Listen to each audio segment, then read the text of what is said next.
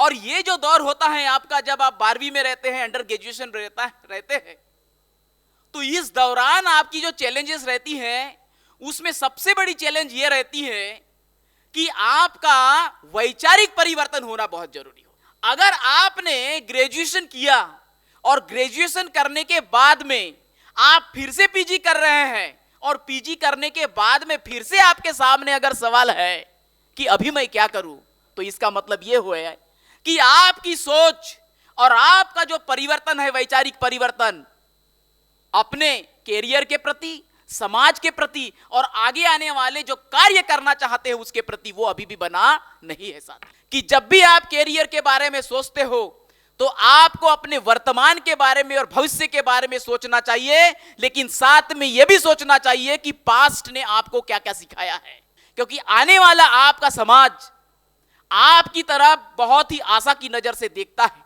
और आपकी जिम्मेदारी हो जाती है कि आगे आने वाली जनरेशंस के लिए आप क्या छोड़ के जाते हैं। तमाम हमारे महामानवों ने, महापुरुषों ने, समाज सुधारकों ने समानतावादी विचारधाराओं को आगे ले जाने के लिए तमाम हॉस्टल और तमाम स्कॉलरशिप का हमको मुहैया करवाई। आज चैलेंजेस बहुत है, लेकिन साथ में कौन सी ऐसी पीढ़ी रही है जिसके सामने चैलेंजेस नहीं रहे हैं। होनहार साथियों, आज इस कार्यक्रम में आते हुए मुझे इसके पहले भी मैं आ चुका हूं।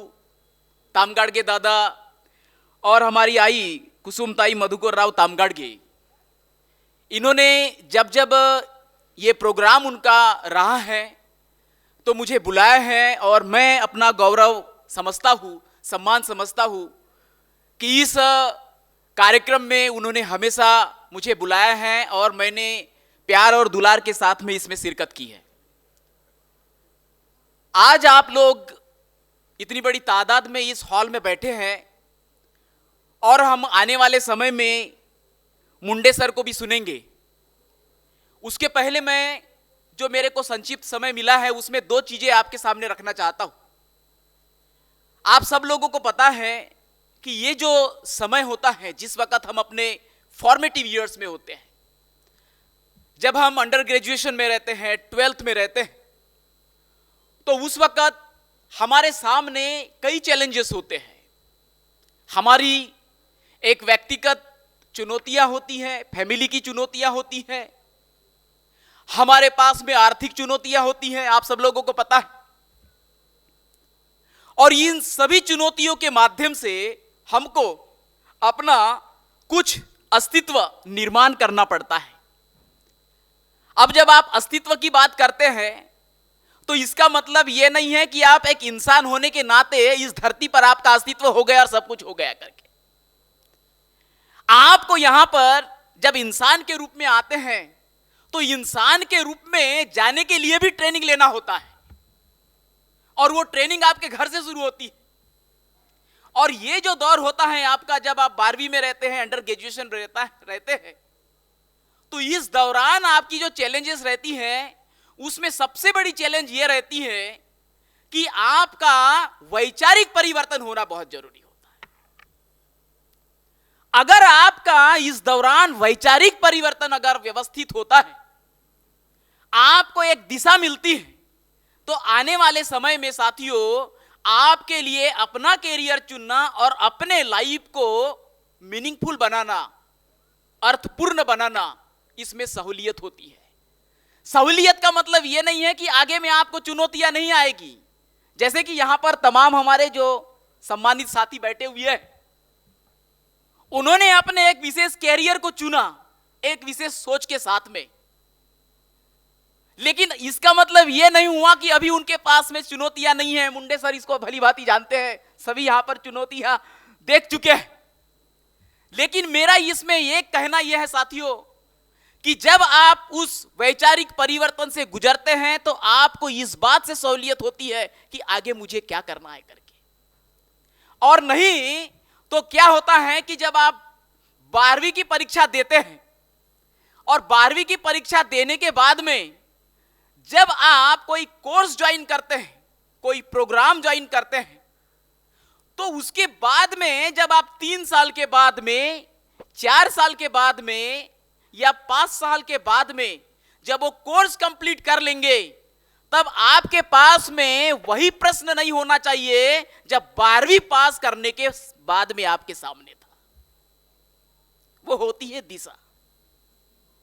और उसके बाद में अगर आपने ग्रेजुएशन किया और ग्रेजुएशन करने के बाद में आप फिर से पीजी कर रहे हैं और पीजी करने के बाद में फिर से आपके सामने अगर सवाल है कि अभी मैं क्या करूं, तो इसका मतलब यह हुआ है कि आपकी सोच और आपका जो परिवर्तन है, वैचारिक परिवर्तन अपने कैरियर के प्रति, समाज के प्रति और आगे आने वाले जो कार्य करना चाहते हैं उसके प्रति, वो अभी भी बना नहीं है साथियों।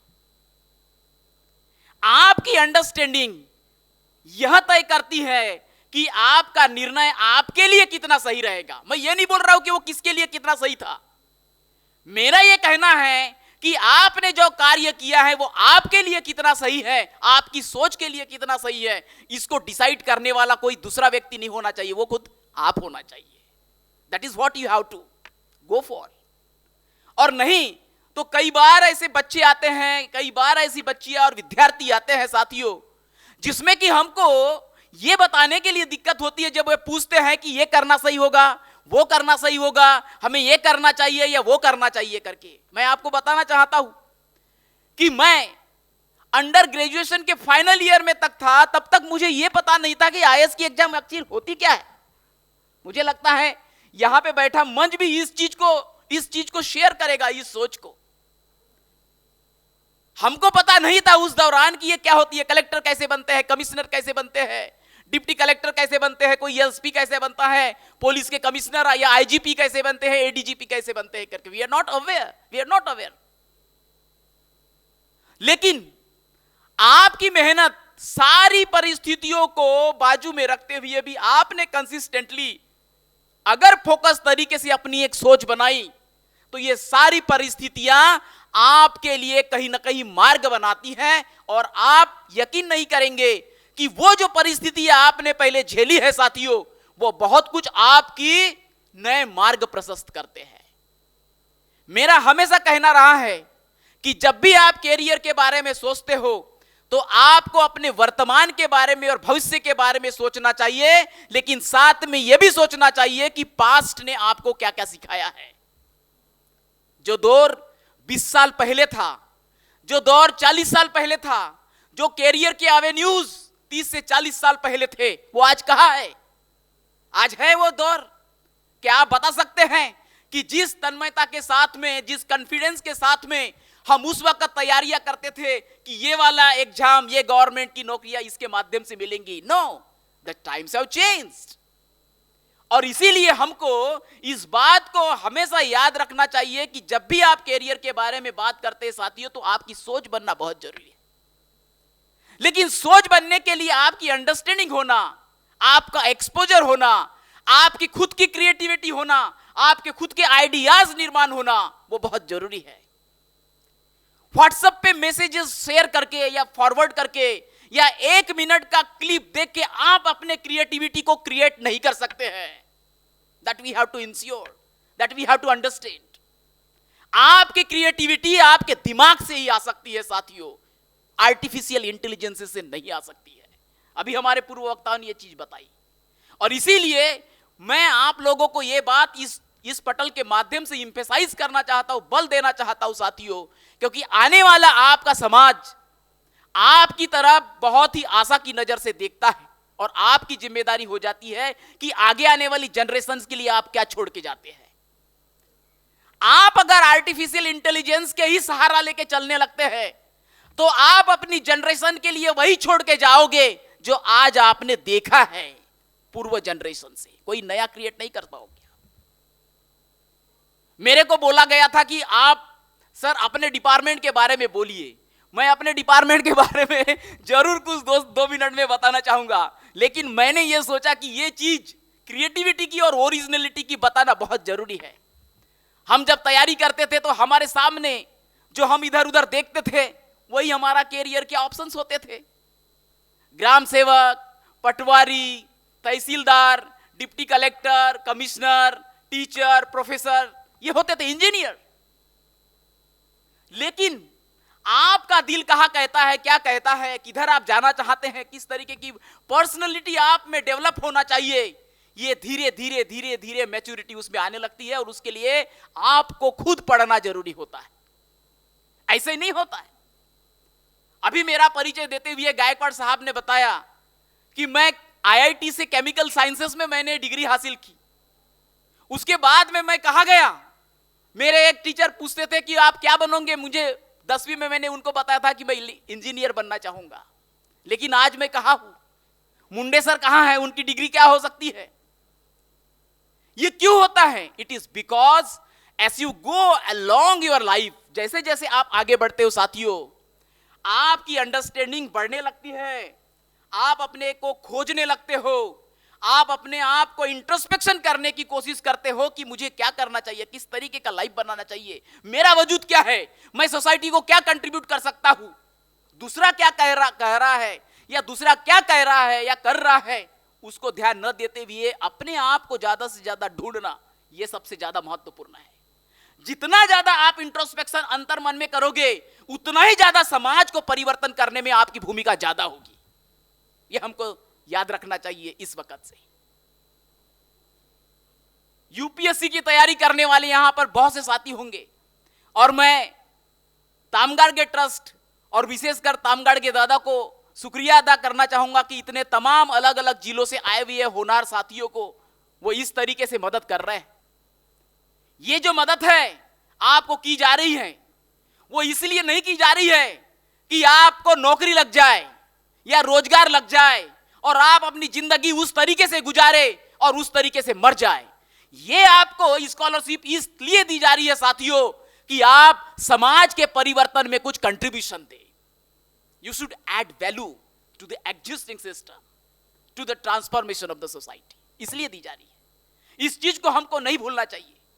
तमाम हमारे महामानवों ने, महापुरुषों ने, समाज सुधारकों ने समानतावादी विचारधाराओं को आगे ले जाने के लिए तमाम हॉस्टल और तमाम स्कॉलरशिप का हमको मुहैया करवाई। लेकिन उनका सिर्फ इसलिए नहीं था कि हम सिर्फ नौकरी करें, रोजगार करें, प्राइवेट सेक्टर में बड़े बड़े ओहदों पे जाए, बाहर जगत में जाए और अपना सिर्फ नाम कमाए, सिर्फ इसलिए नहीं दिया है। वो इसीलिए किया कि उनको अपेक्षा थी, उनको आशा थी, उनको यह विश्वास था कि ये जो हॉस्टल में रहने वाले युवक युवतियां हैं आगे चलकर समाज के परिवर्तन में अपनी भागीदारी अदा करेंगे। इसीलिए उन्होंने दी। आप और हमारी यह जिम्मेदारी हो जाती है कि जो हम एग्जाम दे रहे हैं उसके साथ में एक सोच बना के आगे जाए। मैं भी एक छोटे से गांव से आता हूं साथियों, गोदिया से, और मेरे पिताजी और माताजी एक शेतकरी थे, अभी भी उनकी जमीन है। वो पढ़े लिखे नहीं थे, उन्होंने, मुझे तो यह भी पता नहीं था कि उनको खुद पता नहीं था कि वो सही में स्कूल में प्राइमरी गए थे या नहीं गए थे करके। लेकिन उन्होंने यही इंश्योर किया खेती करते वक्त, बीड़ी बनाते वक्त, कि ये जो लड़का है उसको टाइम मिले, किस लिए? पढ़ाई करने के लिए। ये हम सब पालकों की और विद्यार्थियों की जिम्मेदारी हो जाती है, क्योंकि जो कैरियर आप बना रहे हैं, जो जीवन आप बना रहे हैं साथियों, वो इकट्ठे नहीं बनता है, वो आपके हर दिन के कार्यकलापों से बनता है, आपके मन में होने वाले विचारों के परिवर्तन से बनता है। इसीलिए जो भी एग्जाम आप दे रहे हैं उसके प्रति आप 2 साल, 3 साल, 4 साल फोकस तरीके से दीजिए, उसके ऊपर फोकस कीजिए। कई बार यह देखने को आता है कि हम एक एग्जाम देते हैं, फिर दूसरी की तरफ बढ़ते हैं, फिर तीसरी की तरफ बढ़ते हैं। No, this is not the way as to how you should deal with these examinations. You should give time to yourself and your examination too. और नहीं तो कोई ऐसी चीज ढूंढ लीजिए जिसके कारण आपका दिल उसमें लगे। अभी हमारे बोधी सर ने बताया था कि एक ऐसे व्यक्ति हैं जिन्होंने ताउम्र रिसर्च को अपना प्रोफेशन चुना, जबकि वो उस क्षेत्र में नहीं थे। मेरा भी कोई दूर दूर का पहले नाता नहीं था।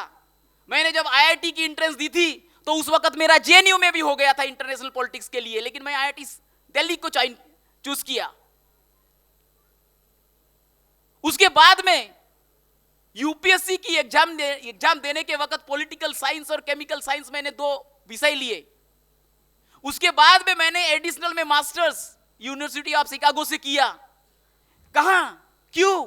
Why? It is because of as my ideas progress further, it is because of that.